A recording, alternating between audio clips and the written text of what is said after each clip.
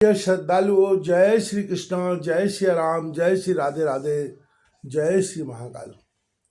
इस प्रवचन में आपको श्रवण कराएंगे भगवान श्री कृष्ण की संतति का वर्णन तथा अनिरुद्ध के विवाह में रुक्मी के मारे जाने की कथा। सुखदेव जी कहते हैं, परीक्षित, भगवान श्री कृष्ण की प्रत्येक पत्नी के गर्भ से 10-10 पुत्र उत्पन्न हुए। वे रूप, बल आदि गुणों में अपने पिता भगवान श्री कृष्ण से किसी बात में कम न थे। राजकुमारियां देखती थी कि भगवान श्री कृष्ण हमारे महल से कभी बाहर नहीं जाते, सदा हमारे ही पास बने रहते हैं। इससे वे यही समझती थी कि कृष्ण को मैं ही सबसे प्यारी हूँ। परीक्षित, सच पूछो तो वे अपने पति भगवान श्री कृष्ण का तत्व, उनकी महिमा नहीं समझती थी। वे सुंदरियां अपने आत्मानंद में एक रस स्थित भगवान श्री कृष्ण के कमल कली के समान सुंदर मुख, विशाल बाहु, कर्ण स्पर्शी नेत्र, प्रेम भरी मुस्कान, रसमयी चितवन और मधुर वाणी से स्वयं ही मोहित रहती थी। वे अपने श्रृंगार संबंधी हाव भावों से उनके मन को अपनी ओर खींचने में समर्थ न हो सकी। वे 16,000 से अधिक थी। अपनी मंद मंद मुस्कान और तिरछी चितवन से युक्त मनोहर भौं के इशारे से ऐसे प्रेम के बाण चलाती थी जो काम कला के भावों से परिपूर्ण होते थे, परंतु किसी भी प्रकार से किन्हीं साधनों के द्वारा वे भगवान के मन एवं इंद्रियों में चंचलता नहीं उत्पन्न कर सके। परीक्षित, ब्रह्मा आदि बड़े बड़े देवता भी भगवान के वास्तविक स्वरूप को या उनकी प्राप्ति के मार्ग को नहीं जानते। उन्हीं रमा रमण भगवान श्री कृष्ण को उन स्त्रियों ने पति के रूप में प्राप्त किया था। अब नित्य निरंतर उनके प्रेम और आनंद की अभिवृद्धि होती रहती थी और वे प्रेम भरी मुस्कुराहट, मधुर चितवन, नव समागम की लालसा आदि से भगवान की सेवा करती रहती थी। उनमें से सभी पत्नियों के साथ सेवा करने के लिए सैकड़ों दासियां रहती थीं। फिर भी जब उनके महल में भगवान पधारते तब वे स्वयं आगे जाकर आदरपूर्वक उन्हें लेवा लाती, श्रेष्ठ आसन पर बिठाती, उत्तम सामग्रियों से उनकी पूजा करती, चरण कमल पखारती, पान लगाकर खिलाती, पांव दबाकर थकावट दूर करती, पंखा जलती, इत्र फुलेल चंदन आदि लगाती, फूलों के हार पहनाती, केश संवारती, सुलाती, स्नान कराती और अनेक प्रकार के भोजन कराकर अपने हाथों भगवान की सेवा करती। परीक्षित, मैं कह चुका हूँ कि भगवान श्री कृष्ण की प्रत्येक पत्नी के 10-10 पुत्र थे। उन रानियों में 8 पटरानियां थीं जिनके विवाह का वर्णन मैं पहले कर चुका हूँ। अब उनके प्रद्युम्न आदि पुत्रों का वर्णन करता हूँ। रुक्मिणी के गर्भ से 10 पुत्र हुए।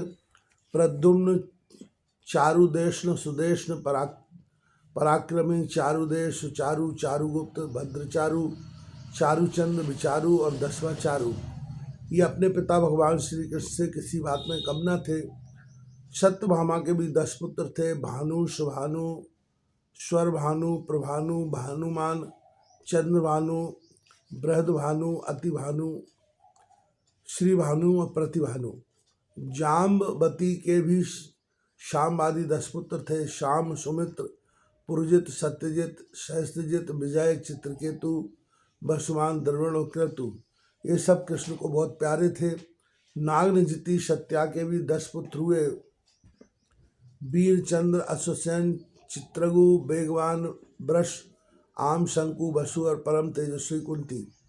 कालिंदी के 10 पुत्र ये थे। ऋषित, कवि, वृष, बाहु, सुबाहु, भद्र, शांति, दर्श, पूर्णमास और सबसे छोटा सौमग। मध्य देश की राजकुमारी लक्ष्मणा के गर्भ से प्रघोष, गात्रवान, सिंह, बल, प्रबल, ऊर्ध्वग, महाशक्ति, शय, भोज और अपराजित का जन्म हुआ। मित्रवृंदा के पुत्र थे ब्रक, हर्ष, अनिल, गृध्र, वर्धन, अन्नाद, महाश, पावन, बैन और छुरी। भद्रा के पुत्र थे संग्रामजित, भरतसेन, सूर, पहरण, अरिजित, जय, सुभद्र, बाम, आयु और सत्यक। इन पटरानियों के अतिरिक्त भगवान की रोहिणी आदि 16,100 और भी पत्नियां थीं। उनके दीप्तिमान और ताम्रतप्त आदि 10 पुत्र हुए। रुक्मिणी नंदन प्रद्युम्न का मायावती रति के अतिरिक्त भोजकट नगर निवासी रुक्मी की पुत्री रुक्मती रुक्मती से विवाह हुआ था। रुक्मणी नंदन प्रद्युम्न का मायावती रति के अतिरिक्त भोजकट नगर निवासी रुक्मी की पुत्री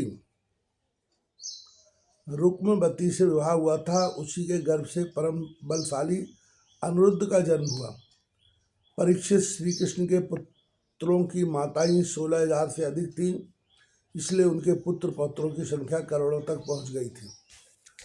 राजा परीक्षित ने पूछा, परम ज्ञानी मुनीश्वर, भगवान श्री कृष्ण ने रणभूमि में रुक्मी का बड़ा तिरस्कार किया था, इसलिए वह सदा इस बात की घात में रहता था कि अवसर मिलते ही श्री कृष्ण से उसका बदला लूं और उनका काम तमाम कर डालूं। ऐसी स्थिति में उसने अपनी कन्या रुक्मवती अपने शत्रु के पुत्र प्रद्युम्न को कैसे ब्याह दी, कृपा करके बतलाइए। दो शत्रुओं में श्री कृष्ण और रुक्मी में फिर से परस्पर वैवाहिक संबंध कैसे हुआ? आपसे कोई बात छिपी नहीं है, क्योंकि योगी जन भूत भविष्य वर्तमान की सभी बातें भली भांति जानते हैं। उनसे ऐसी बातें भी छिपी नहीं रहती जो इंद्रियों से परे हैं, बहुत दूर है अथवा बीच में किसी वस्तु की आड़ होने के कारण नहीं दिखती। श्री सुखदेव जी कहते हैं, परीक्षित, प्रद्युम्न जी मूर्तिमान कामदेव थे। उनके सौंदर्य और गुणों पर रीझकर रुक्मवती ने स्वयंवर में उन्हीं को वरमाला पहना दी। प्रद्युम्न जी ने युद्ध में अकेले ही वहां इकट्ठे हुए नरपतियों को जीत लिया और रुक्मवती को हर लाए। यद्यपि भगवान श्री कृष्ण से अपमानित होने के कारण रुक्मी के हृदय को क्रोधाग्नि शांत नहीं हुई थी, वह अब भी उनसे बैर गांठे हुए था। फिर भी अपनी बहन रुक्मणी को प्रसन्न करने के लिए उसने अपने भांजे प्रद्युम्न को अपनी बेटी ब्याह दी। परीक्षित 10 पुत्रों के अतिरिक्त रुक्मणी जी के एक परम सुंदरी बड़े नेत्रों वाली कन्या थी। उसका नाम था चारुमती। कृतवर्मा के पुत्र बलि ने उसके साथ विवाह किया। परीक्षित, रुक्मी का भगवान श्री कृष्ण के साथ पुराना बैर था, फिर भी अपनी बहन रुक्मणी को प्रसन्न करने के लिए उसने अपनी पौत्री रोचना का विवाह रुक्मणी के पौत्र अपने नाती दोहित्र अनिरुद्ध के साथ कर दिया। यद्यपि रुक्मी को इस बात का पता था कि इस प्रकार का विवाह संबंध धर्म के अनुकूल नहीं है, फिर भी इसने बंधन में बंधकर उसने ऐसा कर दिया। परीक्षित, अनिरुद्ध के विवाह उत्सव में सम्मिलित होने के लिए भगवान श्री कृष्ण, बलराम जी, रुक्मणी जी, प्रद्युम्न, श्याम आदि द्वारकावासी भोजकट नगर में पधारे।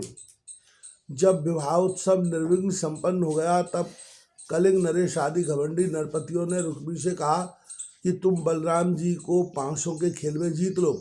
राजन, बलराम जी को 500 डालने तो आते नहीं, परंतु उन्हें खेलने का बहुत बड़ा व्यसन है। उन लोगों के बहकाने से रुक्मी ने बलराम जी को बुलवाया और वह उनके साथ चौसर खेलने लगा। बलराम जी ने पहले 100, फिर 1000 और उसके बाद 10,000 मोहरों का दाव लगाया। उन्हें रुक्मी ने जीत लिया। रुक्मी की जीत होने पर कलिंग नरेश दांत दिखा दिखाकर ठाका मारकर बलराम जी की हंसी उड़ाने लगा। बलराम जी से वह हंसी सहन न हुई, वे कुछ चिढ़ गए। उसके बाद रुक्मी ने 1,00,000 मोहरों का दाव लगाया। उसे बलराम जी ने जीत लिया, परंतु रुक्मी धूर्तता से कहने लगा कि मैंने जीता है। इस पर श्री राम बलराम जी क्रोध से तिलमिला उठे। उनके हृदय में इतना क्षोभ हुआ मानो पूर्णिमा के दिन समुद्र में ज्वार आ गया हो। उनके नेत्र एक तो स्वभाव से ही लाल लाल थे, दूसरे अत्यंत क्रोध के मारे में और भी दहक उठे। अब उन्होंने 10 करोड़ मोहरों का दाव रखा। इस बार भी धूत नियम के अनुसार बलराम जी की जीत हुई, परंतु रुक्मी ने छल करके कहा मेरी जीत है। इस विषय के विशेषज्ञ कलिंग, नरेश आदि सभासद इसका निर्णय दें।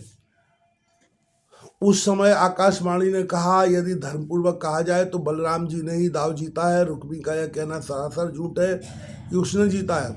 एक तो रुक्मी के सिर पर मौत सवार थी और दूसरे उसके साथी दुष्ट राजाओं ने भी उसे उभार रखा था, जिससे उसके आकाशवाणी पर कोई ध्यान न दिया और बलराम जी की हंसी उड़ाते हुए कहा, बलराम जी, आखिर आप लोग वन वन भटकने वाले ग्वाले ही तो ठहरे। आप पाशा खेलना क्या जाने। पांसों और बाणों से तो केवल राजा लोग ही खेला करते हैं, आप जैसे नहीं। रुक्मी के इस प्रकार आक्षेप और राजाओं के उपहास करने पर बलराम जी ने क्रोध से आग बबूला हो उठे। उन्होंने एक मुदगर उठाया और उस मांगलिक सभा में ही रुक्मी को मार डाला। पहले कलिंग नरेश दांत दिखा दिखाकर हंसता था, अब रंग में भंग देखकर वहां से भागा। परंतु बलराम जी ने 10 कदम पर उसे पकड़ लिया और क्रोध से उसके दांत तोड़ डाले। बलराम जी ने अपनी मुदगर की चोट से उसके दूसरे राजाओं की बाहें, जांग और सिर आदि फोड़ डाले। वे खून से लथपथ और भयभीत होकर वहां से भागते बने। परीक्षित, भगवान श्री कृष्ण ने यह सोचकर कि बलराम जी का समर्थन करने से रुक्मिणी जी अप्रसन्न होगी और रुक्मिणी के वध को बुरा बतलाने से बलराम जी रुष्ट होंगे, अपने साले रुक्मिणी की मृत्यु पर भला बुरा कुछ भी न कहा।